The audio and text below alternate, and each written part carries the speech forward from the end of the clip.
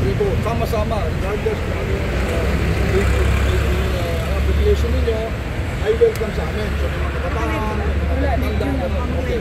Itong organisasyon na ito ay nagconduct ng isang political rally o protest rally doon sa araw na nagtutulad na ngayon dahil tayo ay nakikisa sa mga damdamin, hindi lamang yung populismo na, kundi yung matinding galit at buhay ng ating mamamayan sa Kongreso, sa kanilang pagbabayad, sa DBM, mga COA, kung ano-ano pa dyan.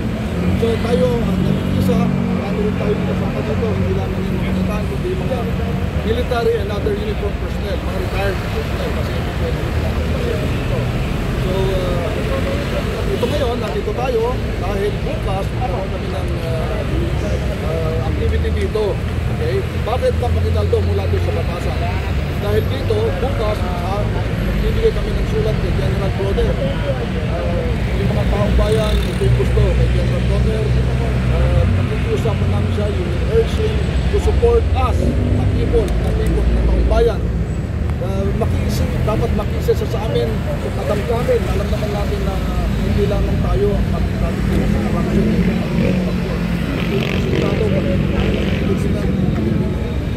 So bukas, bibigyan kami ng sulat sa kanya para hikayatin namin siya sumali sa atin. Hikayatin namin siya na magpapara ng kanyang kapulit bilang chief staff. Ang Forces of Philippines ay ang protector of the people. So ititiman namin sa kanya na protektahan niya yung mga mamamayan dito sa ginagawang protesta ngayon. Dapat matulungan na itong kawalang yan ng ating mga congressman, mga tao sa gobyerno. Hindi lang magwawalang yan, hindi lang magwawalang yan, magpapastangan, kundi magtataksil sa mga taong bayan. Habang yung mga mamamasada niyan nagtsatsaga sa pabarya-barya para yung pangkain pang araw-araw sa pamilya. Ito mga congressman, mga anak nilang magpamilya, ito din naman.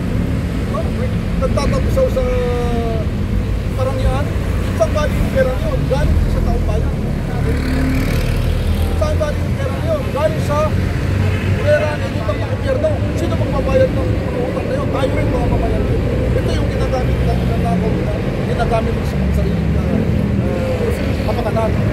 Hindi nila ginamparan yung kanilang tungkol, hindi lang mga manutungkulan sa ating. Kundi tayo ay tayo nilapastangan, tayo ay pinagtaksilan na mga yan. Kaya ito ngayon, ito yung pinapahayag namin, hindi lamang yung kapag-ismayan, oo talaga, yung mamamayan. Sir, ilang araw pa kayo mag-i-stay? Ito, hindi pa kami, ang plan lang talaga namin tatlong araw sa batasan. So naging successful tayo doon sa batasan. Diba? Dahil yung pressure natin doon, araw-araw kinakalampag natin sila doon. Nagkaroon ng palitan bigla ng speaker doon. Dahil nakita nila na seryoso ang mamamayan, seryoso ang panagutin sila. Kaya nagkaroon na ng palitan doon sa Kongreso. Kamara. Kaya dito tayo ngayon, dito tayo, lipat natin laban para doon sa General Broder. Silang pala na kanyang ang kawaman sa pera si General Broder. Ano sinigil ka? Hindi pa natin masasabi ko ngayon kasi nga i-analyze natin, ibalita ng media, pero ganun nga ang tema ng usapan nila. Sana maharapin niya kami, mga representative, mga representative na mga ibang grupo. Walang politika dito, walang usapang politika dito. Sir, hindi ang kapakanan ng taong bayan. Sir, on your own opinion po, any comments lang po kung anong masasabi niyo ron sa pag-alis ni Romualdez at nabanto na nga po siya. At meron din nagsasabi kongresista na dapat magpatupad ng all departure order. Any comments po? At totoo yan, ano? Yung pagtaklag sa kanya, yung pagpalit sa kanya ng kung sino man yun, at kami Manilaw hindi nangangahulugan nun na absuelto na siya. Meron pa rin siyang pananagutan. Hindi lamang bilang pinuno ng Kamara, kundi personally na nakinabang siya sa kalukuhan ng kawalang yan. Kaya dapat panagutan niya yun. September 21, sasama ba kayo? Okay, sa 21 kasi, ipa-finalize namin, ano? Hindi pa namin pina-finalize, pero ang nakikita namin sentimiento ng grupo namin ay maaaring hindi kami sasama doon. Bakit? Ayun ay, andun yung mga bayan lang, mga komunista yun eh. Meron silang grupo doon sa EDSA, saka sa dito, sa Luneta. Ang mga bayan bata, tinuturuan na magsabag ng mask. Pag napunta na ng bato sa bag, ibig sabihin, handa silang magkaroon ng sakitan, ng violence. Ayaw namin yun.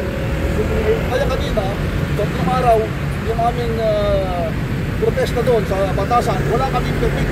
Pero kinayan kami tatlong araw ng doon dahil kami ay people citizen, mapayapa. Kinakausap namin, nagpapaalam kami sa pulis kung pwede gawin na ganito. Kanina, nung umalis kami doon, pinagkakamayan namin sila. Pinagpasalamat kami sa kanila. Walang gumagawa ng gano'n.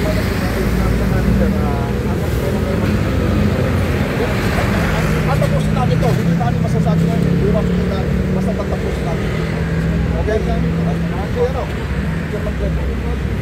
Kaya ako po ay sumasama dito at pinabahagi ng pinapagdagang ako. Dahil dito na lang po nakikita ko ito ang ating bansa. Ang ating pong mga lalos na araw-araw ng media, sa social media, agad-agad ng tao ang ginagawin sa kanilang pagmamaw.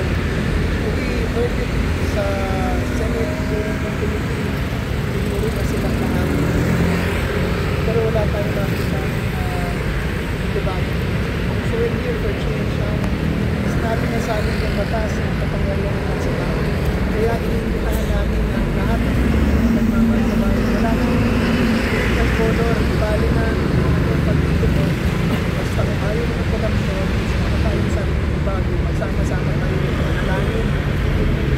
Sa Facebook, sa social media,